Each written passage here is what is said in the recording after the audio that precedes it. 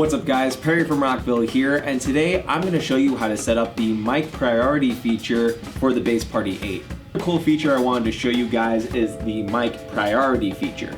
This will actually lower the volume of any music playing through the speaker while you speak into your microphone, which is great for announcements. To activate it, all you're going to do is press the mic priority button here on the top of the speaker, and then you'll know it's on when it says on here on the display. So to show this in action, I'm going to play some music right now.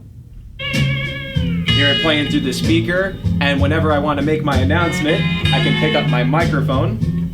And now, as you can hear, I'm talking through the microphone and the music is lowered, so now you can hear me nice and clear for my announcement. So while you're using your microphone for live performance or karaoke, you'll actually just want to check to make sure mic priority mode isn't activated, or else your music is going to lower as you talk into your microphone.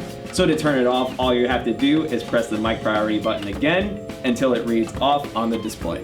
So hopefully this showed you guys how easy it is to set up the mic priority mode on the Bass Party 8. But of course, if you have any questions, comments, or concerns, feel free to reach out to our customer support team through phone or email. As always, I'm Perry from Rockville, and we'll see you guys next time.